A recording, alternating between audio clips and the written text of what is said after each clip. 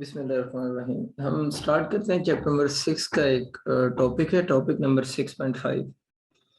और ये long question है और इसकी स्टेटमेंट जो पॉसिबल बोर्ड में आ सकती है वो मैंने लिखी है। कुछ इस तरह क्वेश्चन आता है, state and proof Bernoulli's equation. इसको प्रूव आप लोगों ने करना होता है, बर्नौलीज इक्वेशन को।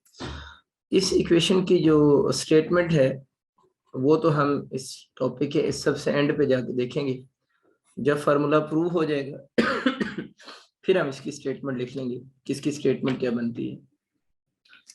एक दो बातें आप लोगों ने शुरू में और लिखनी है कि बर्नौलीज इक्वेशन जो है वो वैलिड किसके लिए है ना। तो ये याद रखना है, Bernoulli's equation is valid for an ideal fluid. Ideal fluid की प्रॉपर्टीज आप इससे पहले पढ़ चुके हैं। तो Bernoulli's equation is valid for an ideal fluid. अगर आइडियल फ्लूइड होगा तो उसके लिए बर्नौलीज इक्वेशन वैलिड है। और फिर एक एमसीक्यू आ रहा था कि बर्नौलीज इक्वेशन का प्रिंसिपल क्या है ना। तो बर्नौलीज इक्वेशन जो है वो बेस करती है, या इसका जो प्रिंसिपल है वो law of conservation of energy है। Bernoulli's equation based on law of conservation of energy. तो इसका जो वर्किंग प्रिंसिपल है या ये बेस करती है, कोई भी एमसीक्यू में वर्ड यूज हो सकता है, तो it is based on law of conservation of energy पे बेस करती है। वैलिड आपको आइडिया होगा आइडियल फ्लूइड के लिए है, और ये बेस करती है law of conservation of energy पे। बर्नौलीज इक्वेशन में 3 वेरिएबल्स हैं, यानी इस इक्वेशन में 3 वेरिएबल्स हैं जिनको ये आपस में रिलेट करती है ना। एक ये रिलेट करती है फ्लूइड के प्रेशर को, यानी बर्नौलीज इक्वेशन 3 वेरिएबल्स को आपस में लिंक करेगी। एक फ्लूइड के प्रेशर को, एक फ्लूइड की वेलोसिटी को, और एक फ्लूइड जिस पाइप में फ्लो कर रहा होगा उसकी हाइट को ना। तो बर्नौलीज इक्वेशन रिलेट करती है 3 वेरिएबल्स को। ये अगर आपके एमसीक्यू आता है ना बोर्ड में कि बर्नौलीज इक्वेशन में कितने वेरिएबल्स हैं, जिसमें 3 वेरिएबल्स हैं, pressure of fluid, velocity of fluid, और हाइट ऑफ पाइप, जिसके अंदर जिस पाइप में फ्लूइड फ्लो कर रहा है उस पाइप का हाइट भी जो है वो भी यहाँ पर वेरिएबल होगा। तो 3 वेरिएबल है, प्रेशर, वेलोसिटी एंड हाइट। शुरू करते हैं। मैंने एक बर्नौलीज इक्वेशन को समझाने के लिए आपका से एक पाइप ड्रॉ किया है। इस पाइप के बारे में हम अज्यूम कर रहे हैं कि इस पाइप का variable area of cross section है, variable area of cross section, मतलब इस पाइप का एरिया ऑफ क्रॉस सेक्शन कुछ पॉइंट्स पे कम है, कुछ पॉइंट पे ज्यादा है। तो सपोज कर लेते हैं इसका ये वाला जो एंड है, यहाँ पर इसका area of cross section A1 है, और जो इसका अपर एंड है वहां पर पाइप का area of cross section A2 है। और हम ये मान रहे हैं कि ये फ्लूइड इसमें इस डायरेक्शन में मूव कर रहा है, यानी अपवर्ड डायरेक्शन में फ्लूइड फ्लो कर रहा है। इसके बॉटम पे हम लोग एक फ्लूइड का छोटा सा क्रॉस सेक्शन लेते हैं, यानी यहाँ पर हम लोगों ने ये वाला एक फ्लूइड का क्रॉस सेक्शन ले लिया, यानी इस रीजन में हम फ्लूइड का फ्लो स्टडी करेंगे। और सपोज कर लेते हैं ये जो नीचे हमने एक छोटा सा लेंथ एलिमेंट लिया है जिसमें फ्लूइड फ्लो कर रहा है, उसकी लेंथ को हम डेल्टा x1 से डिनोट कर देते हैं। इसी तरह का आप लोगों ने एक छोटा सा क्रॉस सेक्शन पाइप का छोटा सा एक लेंथ एलिमेंट यहाँ पर भी ले लेना है। और सपोज कर लेते हैं कि इस लेंथ के जो पाइप का छोटा सा पोर्शन है जो टॉप पे लिया है उसकी लेंथ डेल्टा x2 है। अच्छा, फ्लूइड अपवर्ड फ्लो कर रहा है, यहाँ पर एरिया A1 A2, यहाँ पर लेंथ एलिमेंट डेल्टा x1, वहां पर लेंथ एलिमेंट डेल्टा x2 हो जाएगा। इस तरह डायग्राम में शो है। यहाँ से जो फ्लूइड फ्लो कर रहा है उस फ्लूइड की स्पीड को हम v1 मान लेते हैं। अब फ्लूइड उस तरफ यहाँ से जाना चाह रहे हैं, जो फ्लूइड इस तरफ फ्लो करना चाह रहा है, मैं जो नीचे शो कर रहा हूँ, उस फ्लूइड की वेलोसिटी को हम v2 से डिनोट कर रहे हैं, यानी फ्लूइड इस डायरेक्शन में फ्लो कर रहा है। यहाँ पर वेलोसिटी v1 है, यहाँ पर वेलोसिटी v2 है। क्योंकि फ्लूइड ऊपर मूव कर रहा है तो यहाँ पर इस पर जो फोर्स लग रही होगी F1 उसकी ये वाली डायरेक्शन होगी, और फोर्स की वजह से जो प्रेशर होगा वो P1 होगा। ये फ्लूइड पर लगने वाली फोर्स की डायरेक्शन है। लेकिन जब ये वाला फ्लूइड इस जगह पर पहुंचेगा, यहाँ से फ्लूइड आगे मूव करना चाह रहा है ना, लेकिन ऑलरेडी जो आगे फ्लूइड पड़ा हुआ है, यानी पाइप में फ्लूइड तो है ना, यहाँ से तो ठीक है इस पर फोर्स लग रही है, लेकिन जो जो फ्लूइड ऊपर जा रहा है, फिर हमने यहाँ पर फ्लूइड को थोड़ा सा पोर्शन स्टडी किया है, फिर यहाँ पर स्टडी जब करना चाह रहे हैं इस पॉइंट को जरा आप ध्यान से समझिएगा। जब फ्लूइड इस जगह पर पहुंचा है ना, तो फ्लूइड आगे मूव करना चाह रहा है विद वेलोसिटी v2 से, लेकिन इसके सामने और भी तो आगे भी तो फ्लूइड पड़ा हुआ है ना, तो ये फ्लूइड ऊपर मूव करना चाह रहा है, लेकिन वो जो ऑलरेडी फ्लूइड वहां पर पड़ा हुआ है वो इसकी मोशन को सपोर्ट तो नहीं करेगा, वो इसकी मोशन को अपोज करेगा ना, वो इसको आगे जाने से रोक रहा होगा ना। तो अगर हम इस पोर्शन पे देखें तो ये वाला फ्लूइड यहाँ से आगे मूव करना चाह रहा है विद वेलोसिटी v2, लेकिन ऑलरेडी जो प्रेजेंट वहां पर फ्लूइड है वो इसकी मोशन को अपोज कर रहा है, वो इसकी मोशन को सपोर्ट नहीं कर रहा, बल्कि ऑलरेडी प्रेजेंट फ्लूइड इसकी मोशन को क्या कर रहा है, अपोज कर रहा है। तो वो जो अपोजिंग फोर्स लगा रहा है उसको हम डिनोट करते हैं किससे, F2 से। ये कंसेप्ट थोड़ा क्लियर आप लोगों ने करना है। ज्यादातर यहाँ पर ये पढ़ाया जाता है कि ये बेसिकली जो है वो पाइप का एंड क्लोज है, पाइप का एंड क्लोज नहीं है यहाँ पर। ये जो इधर से फोर्स लग रही है, जो ऑलरेडी वहां पर फ्लूइड प्रेजेंट है, उस प्रेजेंट फ्लूइड की वजह से ये फोर्स लग रही है। ये बात अब क्लियर हो चुकी होगी।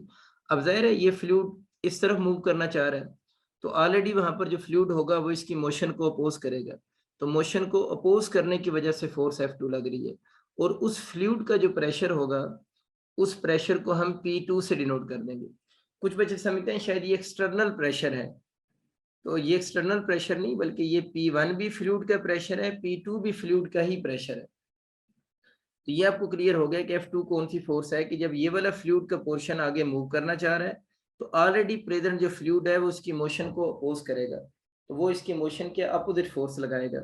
अगर फोर्स का हम F2 से डिनोट कर रहे हैं, उस फोर्स के करस्पॉन्डिंग जो प्रेशर होगा उस प्रेशर को फिर हम P2 से डिनोट कर रहे हैं। चलिए ये आइडिया हो गया। और इस पाइप की जो बॉटम से यहाँ पर जो हाइट बन रही है वो H1 हाइट है, और इस जगह पर जो पाइप की हाइट है H2 है। मतलब जो नीचे इस एंड के पैरामीटर्स हैं उनके साथ 1 लिख सी है, अपर वाले एंड के जो पैरामीटर हैं उनके साथ 2 लिख सी है।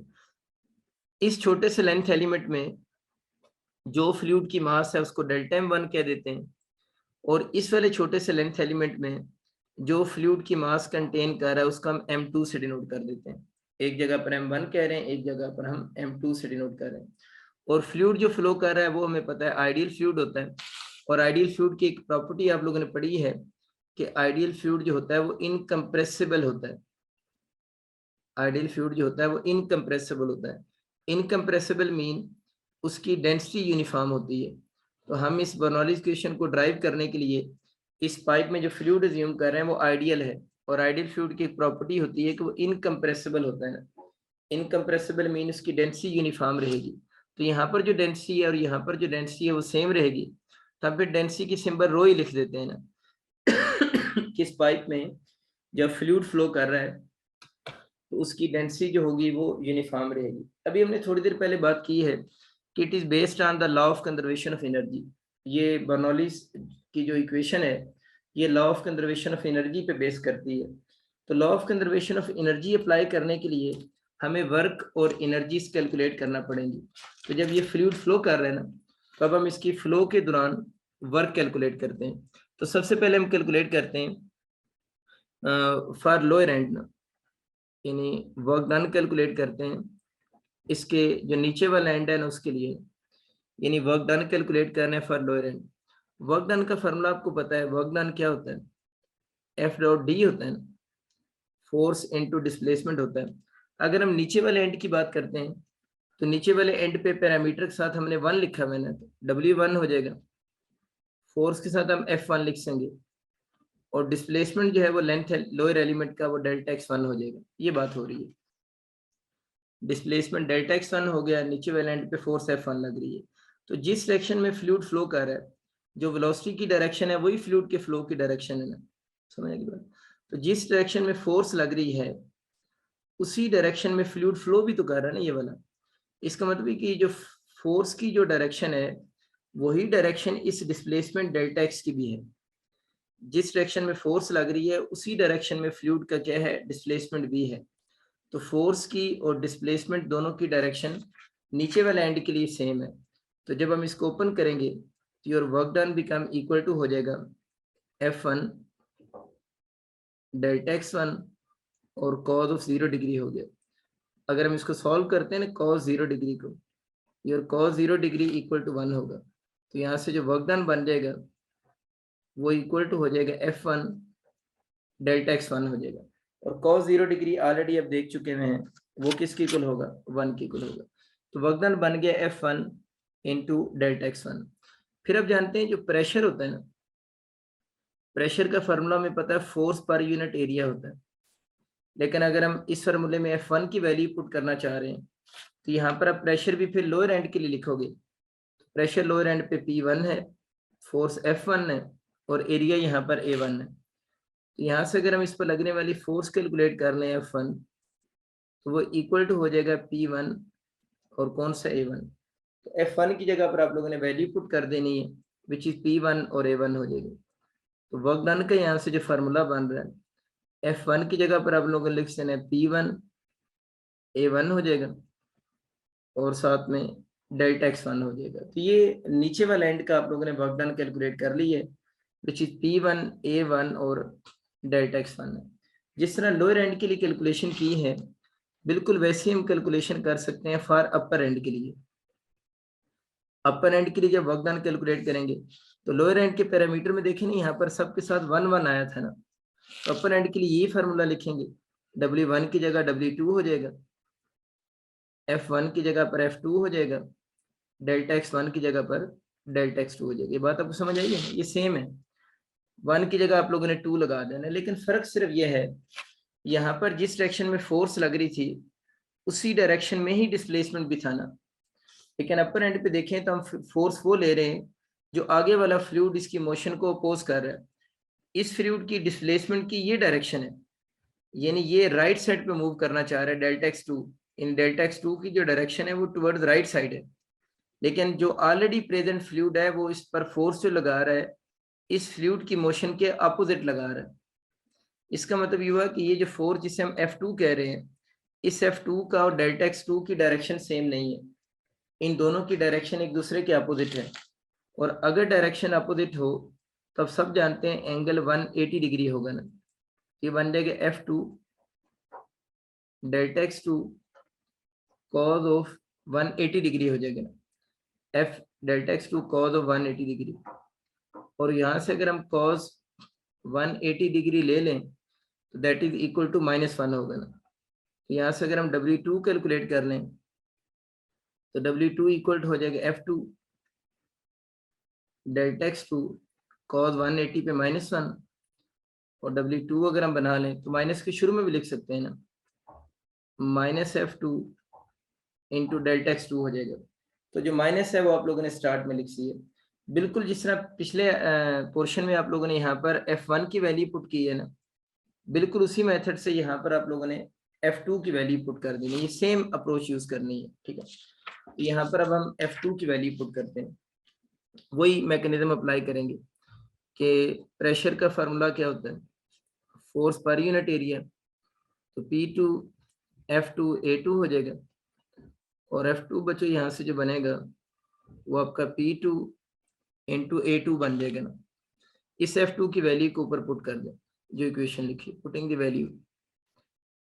तो यहाँ से जनाब जो आपका W2 कैलकुलेट होगा, समझ आ रही बात आपको, आप लोगों ने इसकी जगह पर ये वैल्यू पुट कर देनी है F2 की जगह पर, इस F2 की जगह पर। तो आपके फार्मूले में आ जाएगा -F2 की जगह पर ये आ जाएगा P2 A2 और डेल्टा x2।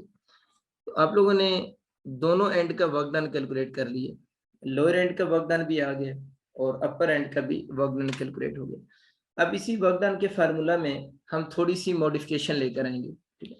इसके अंदर स्लाइट मॉडिफिकेशन क्रिएट करते हैं।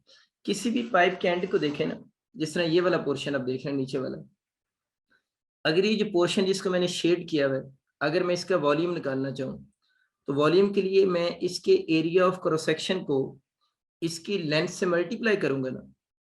यानी ये जो मैंने छोटे छोटे लेंथ एलिमेंट्स लिए हुए हैं जिनके अंदर हम फ्लूइड के फ्लो को स्टडी कर रहे हैं, अगर इस पोर्शन का वॉल्यूम निकालना हो इसके एरिया ऑफ क्रॉस सेक्शन को हम इसकी लेंथ से क्या करेंगे, मल्टीप्लाई करेंगे। तो एरिया को हम A1 और लेंथ को हम डेल्टा x1 से शो कर रहे हैं, यहाँ पर एरिया को A2 और लेंथ को किससे, डेल्टा x2 से शो कर रहे हैं ना। तो अगर मैं जनरल फार्मूला यहाँ पर वॉल्यूम का बनाना चाहूँ तो वॉल्यूम का वैसे तो फार्मूला आपको समझ आ रहा है ना, वॉल्यूम का जो फार्मूला बन जाएगा वो एरिया को हम डेल्टा एक्स से मल्टीप्लाई करेंगे। वॉल्यूम बनाने के लिए एरिया को हम डेल्टा एक्स से मल्टीप्लाई करेंगे। वॉल्यूम के साथ डेल्टा क्यों लगाया है, क्योंकि डेल्टा एक्स जो है वो चेंज हो रहा है ना, हम लोगों ने जो डायग्राम बनाई वहां पर एक्स के साथ भी डेल्टा है, तो फिर वॉल्यूम के साथ भी डेल्टा ही आएगा। तो डेल्टा वॉल्यूम जो आपका बनेगा वो ए इंटू क्या हो जाएगा, डेल्टा एक्स के इक्वल हो जाएगा। इसको आप थोड़ा माइंड में रखें, इसको स्मॉल ए बोल दें। एक और चीज आप लोगों ने पढ़ी हुई, डेंसिटी जो होती है ना, डेंसिटी का फॉर्मूला में पता है मास पर यूनिट वॉल्यूम होता है। डेंसिटी का जो फार्मूला होता है वो मास पर यूनिट वॉल्यूम होता है। और यहाँ से अगर हम वॉल्यूम को अलग कर लें, डेल्टा वी ऊपर ले जाएं, तो ये चीज मान जाएगी डेल्टा एम बाई रो हो जाएगी। Density mass per unit volume होती है, और यहाँ से अगर हम वॉल्यूम निकाल लें तो that is equal to delta M by rho के इक्वल हो जाएगा। इससे अब इक्वेशन नंबर बी कह लें। अगर हम इक्वेशन ए और बी को कंपेयर करें तो दोनों वॉल्यूम की इक्वल है ना, इन दोनों इक्वेशंस को कंपेयर कर लें। इक्वेशन ए और बी को कंपेयर करें, ये भी डेल्टा वी है, ये भी डेल्टा वी है।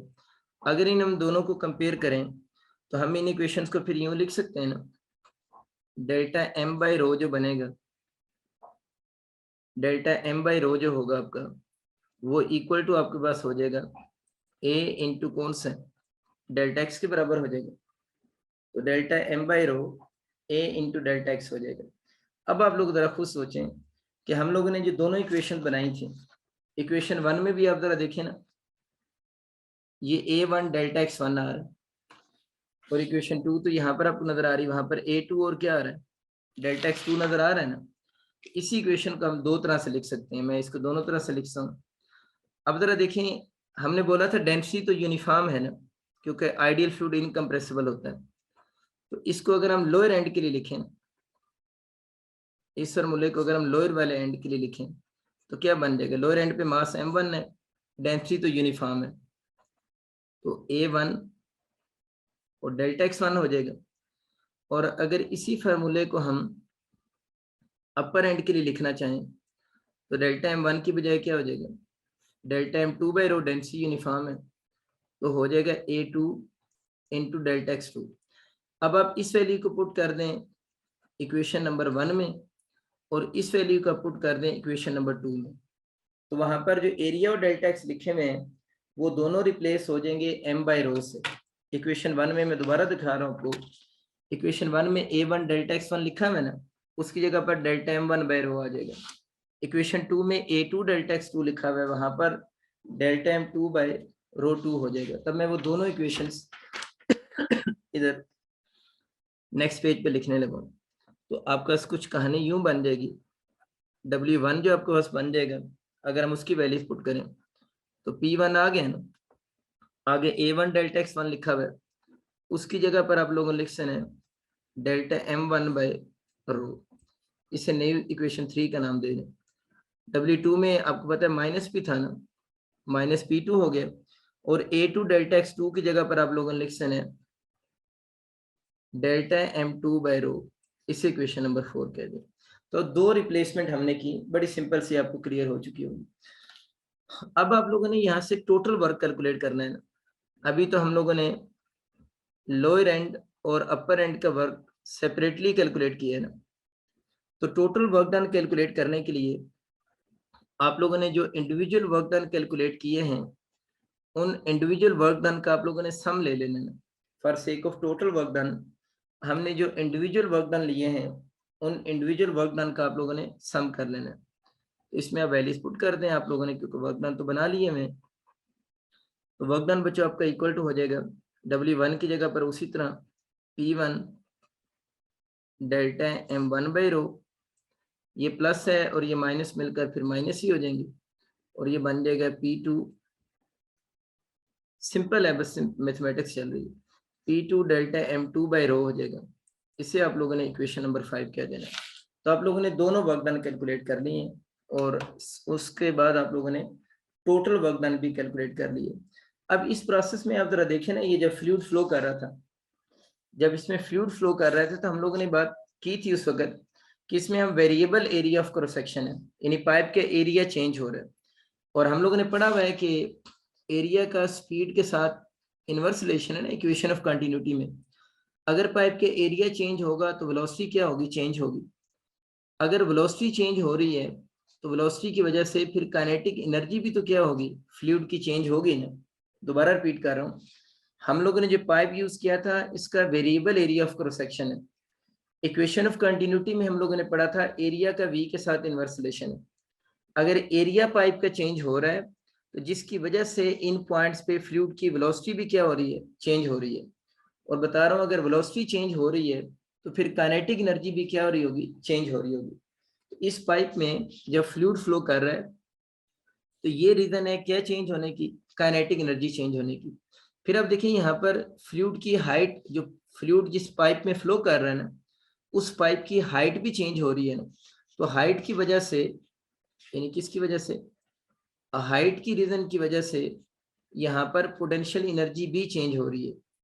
स्पीड चेंज होने की वजह से काइनेटिक चेंज हो रही है। स्पीड क्यों चेंज हो रही है, एरिया की वजह से। और हाइट पाइप की चेंज हो रही है जिसकी वजह से फ्लूइड की हाइट भी उसी रिस्पेक्ट से चेंज होगी। तो हाइट चेंज होने से पोटेंशियल एनर्जी भी क्या होगी, चेंज होगी। तो इस पाइप में दोनों एनर्जीज चेंज हो रही हैं, दोनों मैकेनिकल एनर्जीज चेंज हो रही हैं ना, क्योंकि काइनेटिक भी मैकेनिकल एनर्जी है और पोटेंशियल एनर्जी भी मैकेनिकल एनर्जी है। तो हम दोनों एनर्जी में चेंज कैलकुलेट करेंगे, काइनेटिक में भी चेंज लेंगे और पोटेंशियल में भी ना। पोटेंशियल एनर्जी की सिंबल हम ये भी यूज कर सकते हैं और डेल्टा यू भी सिंबल यूज कर सकते हैं, कोई भी आप यूज कर सकते हैं। पोटेंशियल एनर्जी मैंने समझा दी कंसेप्ट, क्यों चेंज हो रही है, हाइट चेंज हो रही है। काइनेटिक क्यों चेंज हो रही है, स्पीड की वजह से। स्पीड क्यों चेंज हो रही है, एरिया की वजह से। और ये हमें किसने बताया, एरिया की वजह से वी चेंज होती है by using the concept of equation of continuity. चलिए ये बच्चों डिसाइड हो गया कि यहाँ पर काइनेटिक एनर्जी भी चेंज हो रही है और पोटेंशियल एनर्जी भी चेंज हो रही है।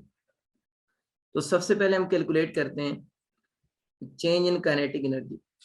चेंज इन काइनेटिक एनर्जी अगर हम निकालेंगे तो चेंज इन काइनेटिक एनर्जी में फाइनल काइनेटिक एनर्जी में से माइनस कर देंगे इनिशियल काइनेटिक एनर्जी को, final minus initial. Kinetic energy का फार्मूला तो सभी जानते हैं, हाफ एम वी स्क्वायर होता है। काइनेटिक एनर्जी क्या होती है, हाफ एम वी स्क्वायर। तो 2 वाला पॉइंट अपर पॉइंट के लिखना है ना, तो 1/2 एम वी स्क्वायर होगा ना। अपर एंड पे फ्लूइड की मास को हम एम की बजाय किससे डिनोट कर रहे हैं, m2 से। और v को v की बजाय किससे डिनोट कर रहे हैं, v2 का स्क्वायर हो जाएगा। 1/2 एम वी स्क्वायर होता है।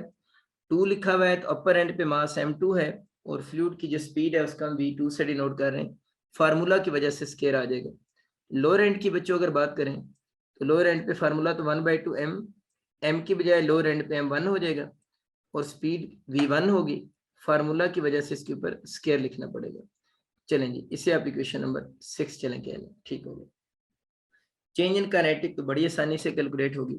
इन अ सेम वे जिस तरह बच्चों आप लोगों ने चेंज इन काइनेटिक निकाला है, अब हम यहाँ से चेंज इन पोटेंशियल एनर्जी भी कैलकुलेट कर सकते हैं।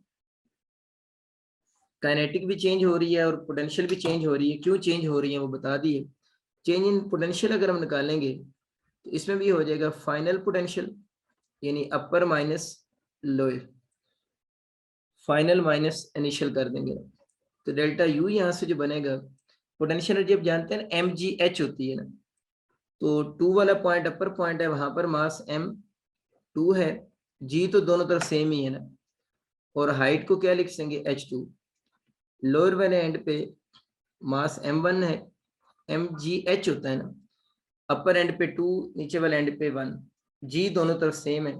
यहाँ पर हाइट h1 है, यहाँ पर सॉरी यहाँ पर हाइट h2 है और 1 वाले पॉइंट पे हाइट h1 होगी। इसे इक्वेशन नंबर 7 कहना। तो आप लोगों ने दोनों पॉइंट्स पे इस पाइप में चेंज इन काइनेटिक भी कैलकुलेट कर ली है और चेंज इन पोटेंशियल भी कैलकुलेट कर ली है। ठीक है, चेंज इन काइनेटिक भी होगी और चेंज इन पोटेंशियल भी होगी। अब एक प्रिंसिपल है जिसे हम बोलते हैं वर्क एनर्जी प्रिंसिपल। तब आप लोगों ने इसके ऊपर अप्लाई करना है। We apply the work energy principle. ये काफी ज्यादा दफा बुक में अप्लाई होता है हमारी में। वर्क एनर्जी प्रिंसिपल अगर हम अप्लाई करें तो वर्क डन जो होता है ना, वो इक्वल टू होता है according to this principle, work done जो होगा वो इक्वल टू होगा, W सिंपल लिख सकते हैं, डेल्टा W नहीं लिखा, वर्क डन इक्वल टू होगा चेंज इन काइनेटिक के प्लस चेंज इन किसके, पोटेंशियल के। यानी वर्क डन जो होता है दैट इज इक्वल टू होगा change in kinetic plus change in potential. आप लोगों ने दोनों की वैल्यूज निकाली हुई है, तो वर्क डन ये वर्क एनर्जी प्रिंसिपल के अकॉर्डिंग हुआ है कि दोनों काइनेटिक एनर्जी का सम करेंगे, सॉरी काइनेटिक और पोटेंशियल का सम करेंगे तो वो इक्वल टू वर्क डन होगा which is according to work energy principle. इसमें बच्चों अगर हम वैल्यूज पुट करें तो अब थोड़ा सा वो माइंड में रख के चीजों की वैल्यूज इसमें लिख सें, 1/2 m2 v2 का स्क्वायर माइनस 1/2 v1 का स्क्वायर प्लस mg h2, नीचे इधर जगह नहीं इसलिए इधर नीचे लिख सकते m1 gh2। तो आप लोगों ने इसमें वैल्यूज पुट कर दी काइनेटिक की भी और पोटेंशियल की भी, इसका भी इक्वेशन नंबर 8 का नाम दे दें। अब हमने दोनों चीजें कैलकुलेट कर ली। अब हम शुरू में आते हैं, हम लोगों ने पढ़ा था कि ये जो लॉ है, ये जो सॉरी इक्वेशन है, this is according to law of conservation of energy. तो अगर आप इक्वेशन नंबर 5 देखें ना, इक्वेशन नंबर 5 और इक्वेशन नंबर अगर आप 8 देखें, इक्वेशन नंबर 5 में भी वर्क डन लिखा हुआ है और इक्वेशन नंबर 8 में वर्क डन लिखा हुआ है, तो दोनों वर्क डन आपस में हम कंपेयर कर सकते हैं ना। इक्वेशन नंबर 5 भी वर्क डन है, इक्वेशन नंबर 8 में वर्क डन है, तो आप लोगों ने कंपेयर कर लेना है इक्वेशन 5 एंड 8 को, क्योंकि दोनों इक्वेशन में वर्क डन ही लिखे हुए। इक्वेशन 5 में दोबारा दिखा भी देता है एक दफा आपको, ये इक्वेशन नंबर 5 में वर्क डन लिखा हुआ है, ये इक्वेशन 5 है, इक्वेशन नंबर 5 में वर्क डन है और इक्वेशन नंबर 8 में वर्क डन है, और ये इक्वेशन है law of conservation of energy के अकॉर्डिंग। तो हम दोनों वर्क असल में एनर्जी होता है ना, हम दोनों एनर्जीज को आपस में इक्वल पुट कर सकते हैं, क्योंकि किसी भी मेथड से एनर्जी कैलकुलेट करें तो आंसर तो सेम ही आएंगे ना, which is according to law of conservation of energy. तो दोनों को कंपेयर कर लें, दोनों वर्क डन की इक्वल है। तो पहले मैं इक्वेशन 5 इस तरफ लिख रहा हूँ, P1 delta m1 by rho minus P2 delta m2 by rho equal to. अब आप लोगों ने ये वाली पूरी इक्वेशन यहाँ पर लिखनी है, थोड़ा पैरामीटर का ख्याल रखना पड़ेगा आपको। 1/2 डेल्टा m2 v2 का स्क्वायर इधर नीचे लिख सकते हैं, माइनस 1/2 डेल्टा m1 v1 का square plus delta m2 gh2, है आसान बात, बस थोड़ी सी लेंथी है, gh1। इक्वेशन नंबर 5 इस तरफ, इक्वेशन नंबर 8 हम लोगों ने लिख दी। अब आपको याद होगा हम जो इक्वेशन पढ़ रहे हैं बर्नौली इक्वेशन, इसमें हम जो फ्लूइड ले रहे हैं आइडियल फ्लूइड है ना, तो आप लोगों ने आइडियल फ्लूइड की एक और प्रॉपर्टीज लिखनी है कि फॉर आइडियल फ्लूइड, हम क्योंकि यहाँ पर आइडियल फ्लूइड ले रहे हैं तो आइडियल फ्लूइड में जो जितनी मास पाइप में इंटर हो रही होती है ना, सेम टाइम में उतनी मास फ्लूइड से रिमूव भी हो रही होती है। आइडियल फ्लूइड की प्रॉपर्टी होती है, अगर किसी भी पाइप में आइडियल फ्लूइड फ्लो कर रहा हो, मैं कहना ये चाह रहा हूँ कि पाइप हम जो ले रहे थे ना, उस पाइप में हम लोगों ने आइडियल फ्लूइड लिया हुआ है ना, अगर आप इस इवेंट को 5 सेकंड के लिए स्टडी करते हैं तो 5 सेकंड में जितनी मास फ्लूइड की इंटर होगी उतनी मास फ्लूइड की यहाँ से रिमूव भी हो जाएगी। तो आइडियल फ्लूइड जो होता है उसकी सेम टाइम में जितनी मास पाइप में इंटर होती है उतनी ही मास वहां से लीव भी कर रही होती है, तो ये दोनों मासेस आपस में इक्वल होंगी अगर हम फ्लूइड को आइडियल ले रहे हैं ना। तो ऊपर वाली इक्वेशन में फिर वही कह रहा है जहां पर m1 m2 लिखा हुआ है उसको फिर हम डेल्टा m से रिप्लेस कर सकते हैं। इस पूरी इक्वेशन में जहां पर आपके पास m1 और m2 लिखे हुए हैं सबको आप लोगों ने m से रिप्लेस कर देना। तो ये इक्वेशन में इसको भी m से रिप्लेस करेंगे, इसको भी m से। तो मैं ये स्टेप थोड़ा कम कर रहा हूँ, आप जरा ध्यान से देख लीजिएगा। तो सबको जब आप लोगों ने m से रिप्लेस करना है तो मैं यहाँ से m को मिटा रहा हूँ, लेकिन बोर्ड में आप लोगों ने दोबारा से m लिखने हैं सारे, ठीक है ना। तो यहाँ से मैं m के नीचे जो सबस्क्रिप्ट लिखा हुआ है ना, m के नीचे जो सबस्क्रिप्ट लिखा हुआ है उसको मैंने रिमूव कर दिया। बोर्ड में ये स्टेप आप अलग से करेंगे, मैं इससे नेक्स्ट स्टेप कर रहा हूँ। आप इसके बाद पहले ये स्टेप लिखेंगे बोर्ड में, सबको m1 और m2 को रिप्लेस कर देंगे डेल्टा m से। उसके बाद इस राइट साइड पे देखें डेल्टा m कॉमन आ रहा है ना, तो यहाँ से आप डेल्टा m कॉमन लेंगे। ये स्टेप बोर्ड में कहीं आप खुद ना मिटा देना, तो मैं वैसे मिटा रहा हूँ आपको समझाने के लिए। डेल्टा m यहाँ से कॉमन आ गया ना अब, तो यहाँ पर आपका बन जाएगा डेल्टा m। अगर हम यहाँ से कॉमन ले लेते, बल्कि डेल्टा m भी कॉमन आ रहा है और इस तरफ रो भी तो आ रहा है ना, नीचे रो को भी कॉमन कर लेते हैं, तो ये बन जाएगा P1 minus P2। Delta m तो वैसे ही कॉमन हो गया, रो भी नजर आ रहा तो उसको भी कॉमन कर लिया, इक्वल टू इधर से भी डेल्टा m आप लोगों ने कॉमन कर लिया। डेल्टा m जब कॉमन किया है इस तरफ ध्यान से लिखिएगा, ये कॉमन हो गया 1/2 V2 का स्क्वायर माइनस 1/2 V1 का square plus GH2 minus GH1 हो जाएगा। ये चीज होगी। डेल्टा m आप लोगों ने कॉमन यहाँ से कर लिया। अब आपको इस इक्वेशन में नजर आ रहा है ये डेल्टा m इस डेल्टा m से क्या हो जाएगा, कैंसिल हो जाएगा। सेकेंडली रो इस तरफ डिवाइड हो रहा है ना, उसको उधर लेकर जाएंगे तो सारों के साथ मल्टीप्लाई भी हो जाएगा, तो कुछ यूं बन जाएगा P1 minus P2 equal to, रो जब उस तरफ जाएगा तो सबसे मल्टीप्लाई डायरेक्ट कर देता हूँ, इधर आएगा ना इस जगह रो, तो फिर सबसे मल्टीप्लाई भी होगा। पहले इससे इस रो को मल्टीप्लाई करें, उधर अज्यूम करें ना चला गया, तो 1/2 रो V2 का स्क्वायर, फिर इसके साथ लिखेंगे माइनस 1/2 रो V1 का स्क्वायर, फिर इसके साथ लिखेंगे प्लस रो GH2, फिर इसके साथ लिखेंगे माइनस रो GH1। अच्छा ये बात होगी। अब बच्चों आप लोगों ने ये करना है कि 1 वाली साइड वैल्यूज को एक साइड पे शिफ्ट कर दें और 2 वाली वैल्यूज को एक साइड पे शिफ्ट कर दें, यानी अलग अलग कर दें, जिनके साथ 1 लिखे हुए हैं या 2 लिखे हुए हैं, तो हम 1 वाली वैल्यूज को इस तरफ लेकर आ रहे हैं, तो ये P1 इधर ही रह जाएगा, ये माइनस हो रही है ना 1 वाली वैल्यूज, इसको इधर लाकर प्लस हो जाएंगे, प्लस 1/2 रो V1 का स्क्वायर हो गया, ये भी 1 वाली वैल्यूज इधर माइनस और इधर आकर प्लस हो जाएगी, plus row GH1 equal to, अब ये माइनस हो रहा है ना P2, इधर जाकर प्लस हो जाएगा P2 इधर इसके साथ आ जाएगा, ये इधर ये पड़ा हुआ है ना 1/2 रो V2 का स्क्वायर, और अभी इसका ये भी बाकी है सिर्फ, प्लस रो GH2 हो जाएगा।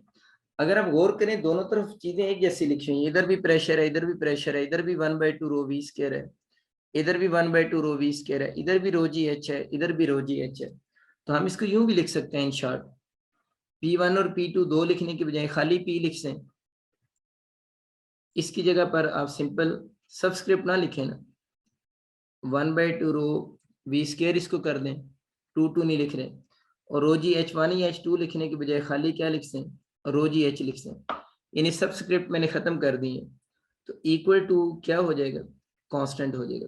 ये चीज हम लोगों ने बच्चों प्रूव भी करनी होती है, this is called Bernoulli's equation. ये दोनों मैथमेटिकल फॉर्म है बर्नौलीज इक्वेशन की। P प्रेशर है, V वेलोसिटी है और H हाइट है। मैंने आपको ये बताया था बर्नौलीज इक्वेशन 3 वेरिएबल को लिंक करती है, फ्लूइड के प्रेशर को, फ्लूइड की वेलोसिटी को, और किस चीज को, हाइट को, और इनका जो सम होगा वो इक्वल टू कांस्टेंट हो जाएगा। ये इक्वल टू कांस्टेंट क्यों लिखा है ये मैं आपको थोड़ा आइडिया देता हूँ।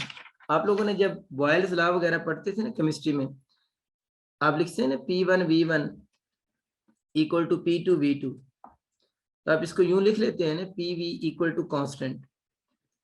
तो हम क्यों लिखते हैं कि दोनों तरफ टर्मिनोलॉजी तो सेम लिखी हुई है, बस इधर 1 1 है, इधर 2 2 है, तो इसको हम generally PV equal to constant लिख सकते हैं ना। बिल्कुल यहाँ पर भी वैसे ही हुआ है ना, इस तरफ 1 1 टर्मिनोलॉजी के साथ लिखा हुआ था, इस तरफ 2 2 लिखा हुआ था ना, तो आप लोगों ने उनको रिमूव करके इस तरफ क्या लिख दी है, कांस्टेंट लिख दी है। तो ये बर्नौली इक्वेशन की मैथमेटिकल फॉर्म है। मैं दोबारा आपके लिए यहाँ पर लिख रहा हूँ, ई प्रेशर हो गया 1/2 rho V square plus rho GH equal to constant. यहाँ पर इक्वेशन तो प्रूव हो जाती है, लेकिन इसकी स्टेटमेंट बनाने के लिए, हम इसको थोड़ा सा आगे और सॉल्व करते हैं। थोड़ा सा कैसे सॉल्व करेंगे, हम इस इक्वेशन इस टर्म में और इस टर्म में डेंसिटी की वैल्यू पुट करते हैं। किसकी वैल्यू, डेंसिटी की।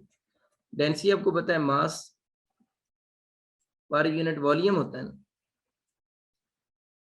मास पर यूनिट वॉल्यूम, ये v तो स्पीड है ना, फिर density mass per unit volume और g into H equal to constant हो गया। अच्छा, डेंसिटी की वैल्यू पुट कर दी दोनों तरफ। ये जरा आप चीज देखें, ये जिसको मैं अंडरलाइन कर रहा हूँ, ये क्या लिखा हुआ है, नीचे तो वॉल्यूम लिखा हुआ है ना, ये लिखा हुआ है 1/2 mv², 1/2 mv²। तो 1/2 mv² तो काइनेटिक एनर्जी को बोलते हैं ना, 1/2 mv² काइनेटिक एनर्जी होती है, और डेल्टा वी या वॉल्यूम इसको लिख सकते हैं, kinetic energy per unit volume. और mgh क्या होता है, mgh तो पोटेंशियल एनर्जी होती है ना, और नीचे क्या लिखा हुआ है, वॉल्यूम इक्वल टू कांस्टेंट। तो यहाँ से बड़े अच्छे एमसीक्यू भी हमारे बन जाते हैं और हमें स्टेटमेंट भी समझ आ जाती है। एमसीक्यू क्या आएंगे आपका, एमसीक्यू यहाँ से ये बनेगा, आपसे पूछेगा 1/2 rho V square shows, 1/2 rho V square shows कि 1/2 रो वी स्क्वायर किसको शो करता है, तो ऑप्शन में चूज करेंगे kinetic energy per unit volume को शो करेगा। फिर आपका एमसीक्यू आएगा rho G H shows, rho G H किस चीज को शो करता है, तब चूज करेंगे rho G H shows potential energy per unit volume. तो 1/2 रो वी स्क्वायर शो करता है kinetic energy per unit volume को, और आपका रो जी एच जो है वो शो करता है potential energy per unit volume को। अब हम इसी बात को देखकर इस ये जो इक्वेशन है इसकी स्टेटमेंट भी लिख सकते हैं। ये प्रेशर है, kinetic energy per unit volume है, ये इन सब का हम सम लिख रहे हैं ना। और ये बात आपको पता है ना, ये वाली इक्वेशन वैलिड है किस फ्लूइड के लिए, आइडियल फ्लूइड के लिए, जिसकी स्टेटमेंट कुछ यूं बनती है, हम यूं बोलते हैं द सम ऑफ प्रेशर, उसके बाद क्या है kinetic energy per unit volume, sum of pressure kinetic energy per unit volume and क्या है potential energy per unit volume and potential energy per unit volume किस फ्लूइड की बात हो रही है, of an ideal fluid, of an ideal fluid flowing, ideal fluid आपको पता है कैसे फ्लो कर होता है, फ्लोइंग इन स्टेडी स्टेट। ये आप जानते हैं ना कि आइडियल फ्लूइड का जो फ्लो होता है वो स्टेडी स्टेट होता है।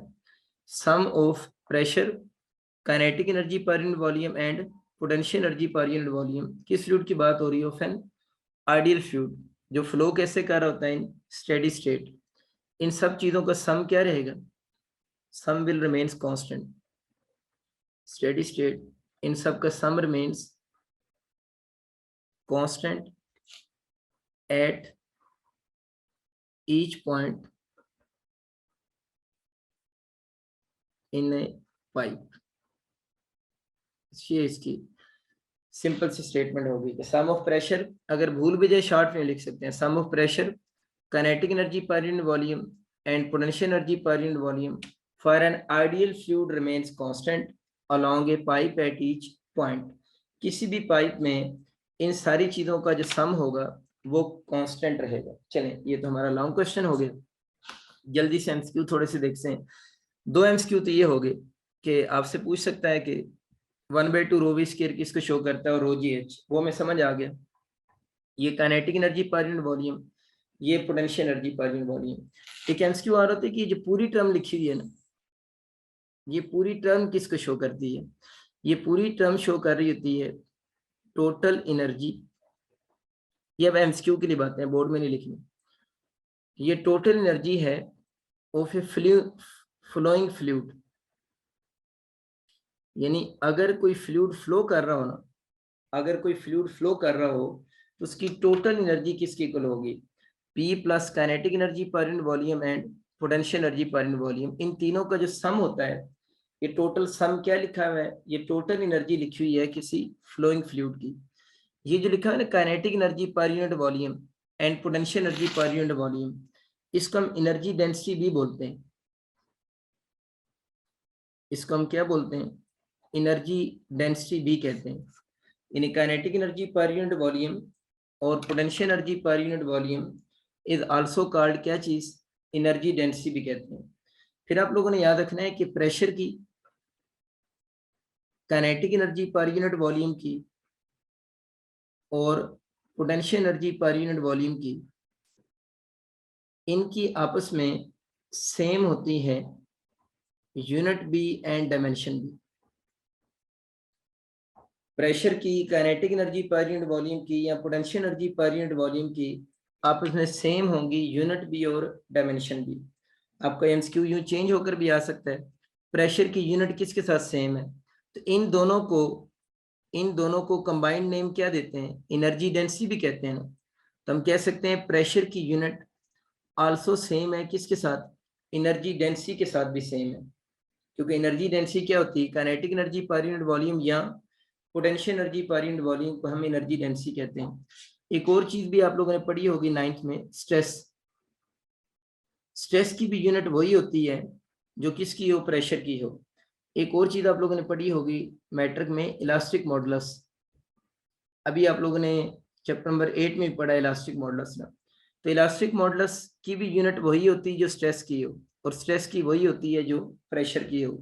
तो इन शॉर्ट ये जो मैंने सारी चीजें लिखी हुई हैं, एनर्जी डेंसिटी बोले, प्रेशर बोले, स्ट्रेस बोले, इलास्टिक मॉडुलस बोले, kinetic energy per unit volume बोले या potential energy per unit volume बोले, इन सब की आपस में क्या चीज सेम है, these all physical quantities have same unit and dimensions.